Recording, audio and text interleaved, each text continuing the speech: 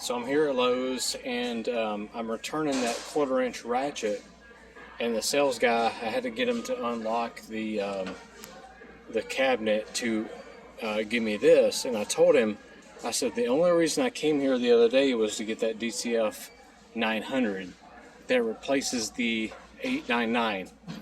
That's what this is. And so he's checking right now to see if they have one in stock. He thinks they might have one in stock with the battery, charger pack, and bag. And I said, go ahead and sign me up for that, because that's really the whole reason I came here. That's the one I... Okay, so the sales guy just told me, he goes, they got 14 of those 900s in yesterday. Comes with a 6 amp hour battery and the bag, charger. I'm like a kid in Christmas right now. I'm hoping that they actually do have it in stock. I'm so anxious to get my hands on this thing. Alright, I finally got my hands on the DCF 900. That's what I came here to get. They just got them in stock. We're going to go home and test this thing out. Hey, special shout out to the Lowe's at Mount Dora here in Central Florida. This is where I picked up my DCF 900, and then I went ahead today and I went back and got the 3/8 ratchet. Now, I broke that 1/4-inch one, so I went ahead and got the 3/8 today, the DCF503B. So let's unbox this, and then let's compare my DCF 900 to the 899. Before we unbox that, let's go ahead and just take a look at the what I got with the DCF 900. Now, at first glance, they look like they're identical twins. All right, there's very subtle differences. This one feels like it weighs a little bit more. There's a little bit of, well, maybe there's not. Maybe it's exactly the same. Let's see. I don't know. I thought there was a little bit of difference in the length and everything, but it looks to be the same. One thing I did like about my 899 is it has the detent pin, versus this has the hog ring. I don't know if it's available with the detent pin.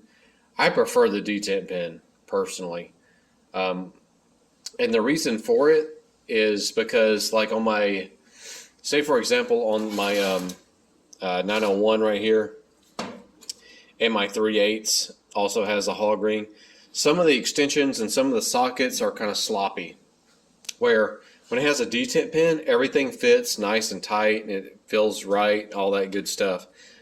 So the hog ring is kind of like certain sockets and certain extensions don't fit nice and snug, but for the most part it works out fine. All right, but to get back on the differences between these two, like, so this one has a light. When you pull the trigger, no matter what, it's just a regular light, where this one has, you know, different settings. You got a few different settings there. And then also this was like a mechanical, you know, it had 1, 2, and 3. The little sticker came off a long time ago, so it had 1, 2, and 3 here. The only problems I've ever had out of this 899 was that sometimes, like, let's say for example I was on 3, which was the max setting, it would definitely be noticeably either on the first or second setting. And what I would have to do is, normally I would spray some WD-40 down in here and work it back and forth a little bit, and that would solve the issue. A couple of times I've taken this thing apart and blew it all clean, and it was kind of a pain to do that, but the selector from 1, 2, and 3 has been the only issue, because a lot of times I was on the max torque and it would be on first or second torque, and usually if I pulled the trigger a few times, eventually it would get on the max setting. But that's just because this thing's been it's been used so much. You can tell by the wear and tear on it. This thing's been got 1,000,000 miles on it. It was borrowed 1,000,000 times from everybody and their brother at the shop when I first got it. It's been a really great tool, still very handy. and I still use it daily. All right. I've had this for a few days. I haven't even used it once because I wanted to do this video first. Now, as I was looking at this, you got, instead of a manual selector, you have a digital selector. Okay, so right here you see you have what looks like a bolt there, or is a bolt. 1, 2, and 3. So it comes with this little pamphlet here, and it explains what these settings are. All right, so the precision wrench mode helps prevent over tightening in forward and fastener runoff in reverse. Forward, tool pauses before impacting to help prevent over tightening.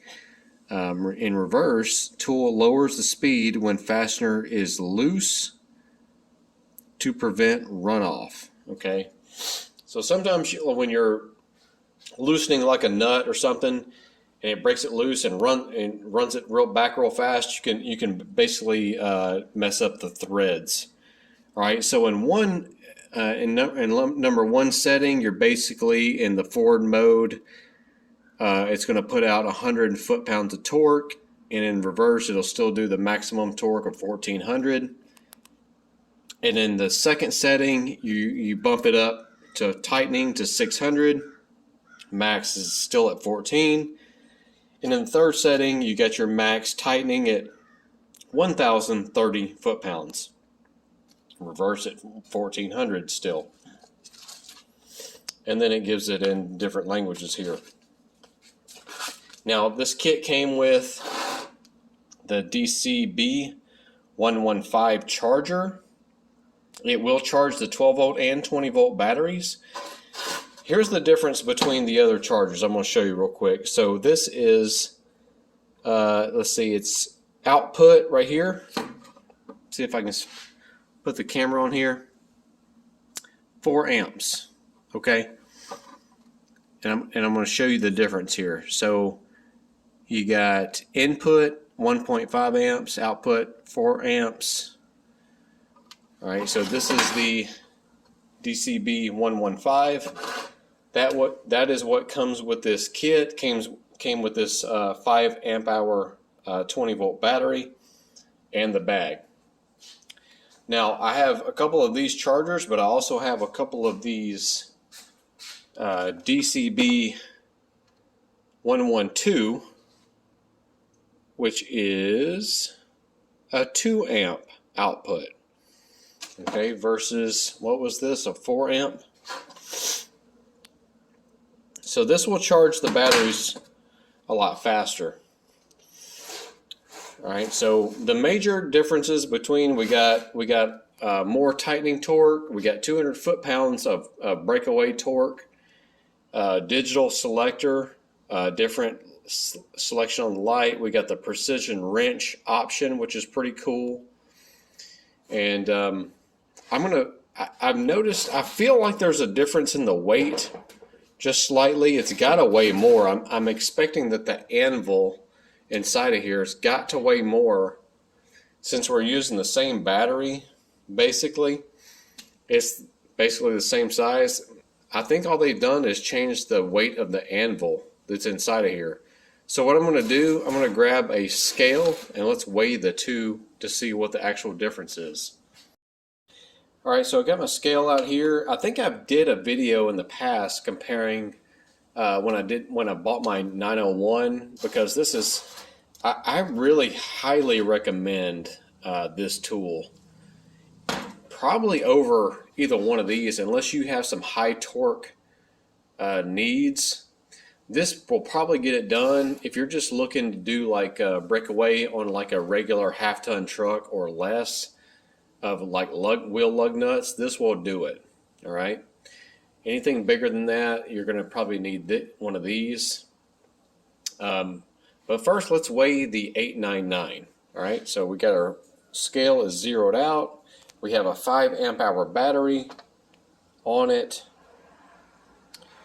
And we're coming in at 7 pounds, 9 ounces. All right. So when I recommended this one, you know, I use this often. It's got the 2 amp hour battery. We're at 2 pounds 12 ounces. So again, 7 pounds. All right, so now we've lost some weight. 7 pounds, 8 ounces. And now let's see what the new 900 weighs. All right, so now 7 pounds, 13.1 ounces. So let's do it again just for scale. As we zero it out here. 7 pounds, 9 ounces. We've lost some weight. I'm going to take the batteries off. Let's see with just without the batteries. Just the tool alone. All right, so let's just weigh just the tool. 5 pounds, 12.2 ounces for the 899.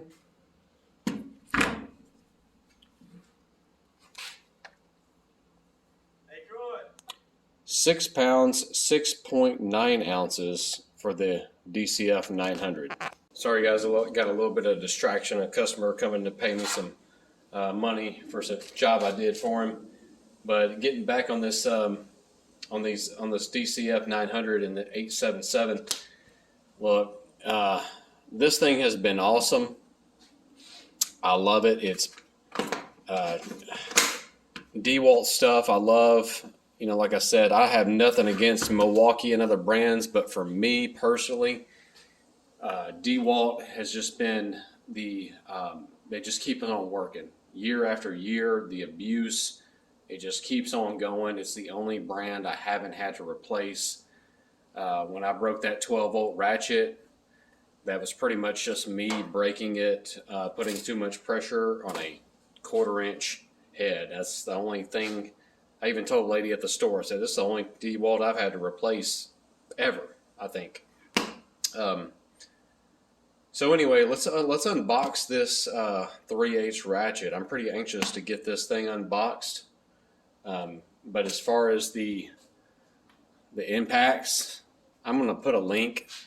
There's a link where it's pretty much showing on another channel. They're showing where this is pretty much just kicking ass on everything. It kicks the M18's ass. It kicks the Snap-on 1/2 inch impact. You know, it's pretty much beating everything. It's pretty much the most powerful 1/2 inch impact you can get. And I want to say it was after taxes, it was $379 out the door, and that included, like I said, the 5 amp hour battery, charger, and bag. And I use bags. I carry a bunch of tools. In the back of my 4Runner, I carry just bags and bags. Better than like a metal toolbox. It's going to be rattling around, making all kinds of noise. And what I'll do is I'll write on here, you know, what I have in it, so I can quick reference what I got. Works out pretty good for me. Love having the bags. They work out great. As far as power. 1,030 foot-pounds of torque, of tightening torque, bro, you're probably just gonna you run risk of breaking stuff. Okay, it's all you need. Now, if you know, unless you're in some type of other industry needing more power, they got 3/4 inch and 1 inch drive tools for that.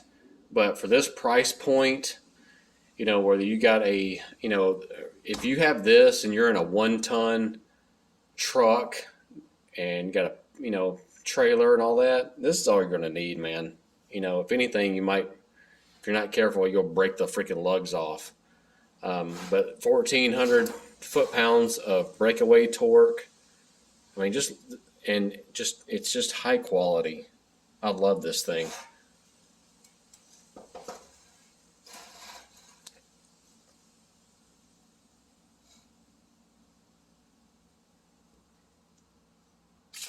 It is a little heavier, like I said, but it's pretty much just because I bet there's a heavier anvil inside of here.